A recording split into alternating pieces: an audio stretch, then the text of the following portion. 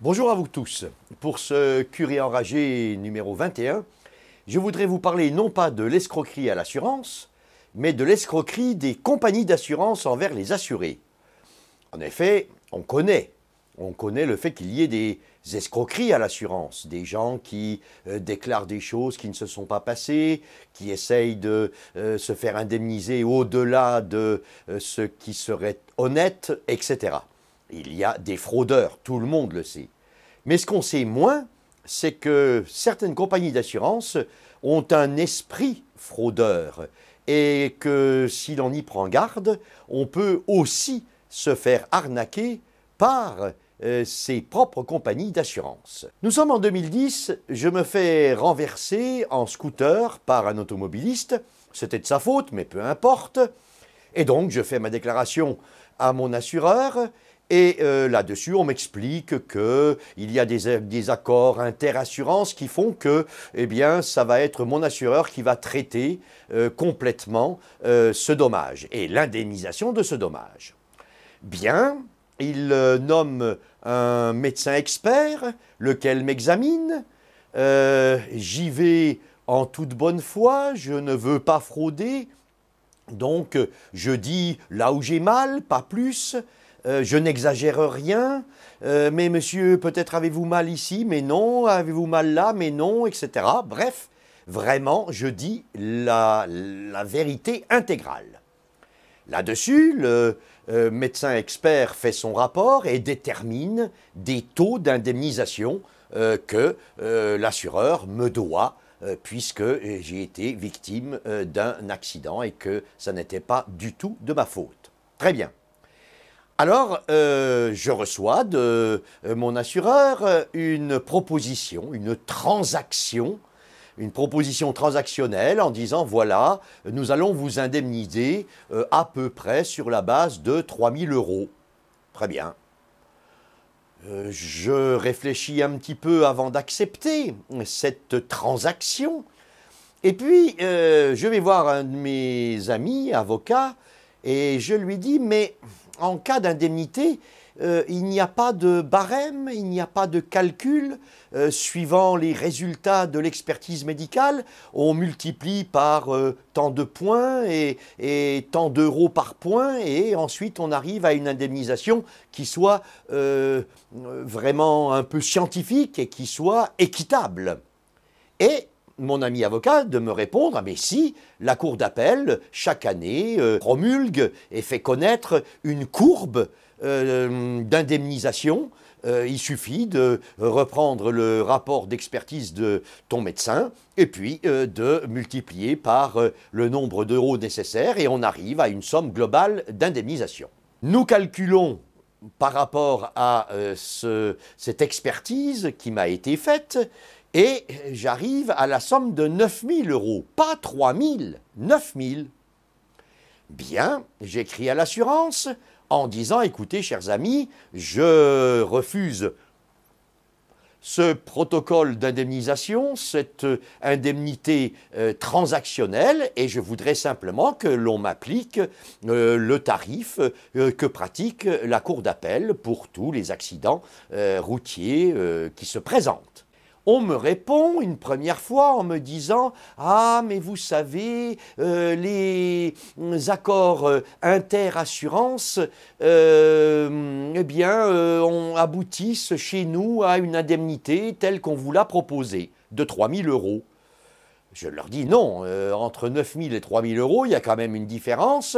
Moi, qu'il y ait des tarifs transactionnels entre vous, les assureurs, peu importe, voilà, quelqu'un m'a renversé de sa faute, j'ai eu mal, j'ai souffert, j'ai un petit handicap, et donc j'estime devoir être indemnisé tel que les tribunaux français le prévoient, tout simplement, ni plus ni moins. Je n'avais pas menti lors de l'expertise médicale, et j'estimais être tout à fait dans mon droit. On me répond en me disant « Ah ben monsieur, puisque vous refusez l'indemnité transactionnelle que l'on pratique d'habitude entre assurances, avec un taux entre assureurs, eh bien, nous refusons de vous indemniser. » Je réécris en disant que les accords entre assurances ne me sont pas opposables, que moi je suis une victime, que j'ai droit à une indemnisation telle que les tribunaux la prévoient, que la loi la prévoit. Et je demande donc à ce que, véritablement, il me rembourse et il me verse l'indemnité nécessaire, juste. Là-dessus, nouvelle lettre de l'assureur me disant « Ah non, cher monsieur, nous, on pratique un taux transactionnel avec les autres assurances et c'est celui-là qu'on vous applique, c'est à prendre ou à laisser. » Point. Je réécris une lettre recommandée en disant que je ne l'entendais pas ainsi et que si véritablement il refusait de m'indemniser sur la base équitable et normale, honnête que pratiquent les tribunaux français, eh bien nous irions devant le tribunal. Là-dessus, je leur dis ensuite, en plus, que mon contrat prévoit une clause défense-recours. Autrement dit, mon assureur est censé défendre mes intérêts et faire les recours nécessaires auprès des autres assurances en cas de dommage, ce qui était tout à fait, en l'occurrence, la situation.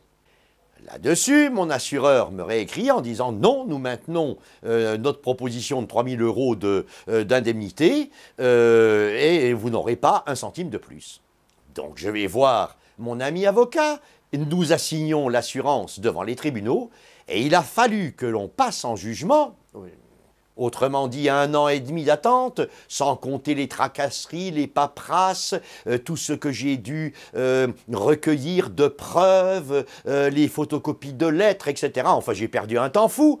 Tout ça pour présenter le dossier au tribunal de grande instance, et lequel m'a donné finalement totalement raison. Autrement dit, on m'a indemnisé de 9 000 € alors que l'assurance ne me proposait que 3 000. Trouvez-vous que ça soit juste? Alors, bien sûr, j'étais chanceux parce que moi j'avais fait du droit avant d'être prêtre, parce que j'avais un ami avocat, parce que je connaissais les lois, parce que je ne suis pas totalement un imbécile, etc., etc. Mais mettez-vous à la place d'une pauvre personne. Voilà, une Portugaise qui arrive en France pour travailler, faire des ménages. Comment va-t-elle se défendre? Comment va-t-elle obtenir que son assureur soit honnête? Je trouve ça, à proprement parler, scandaleux. Je termine par une autre petite anecdote.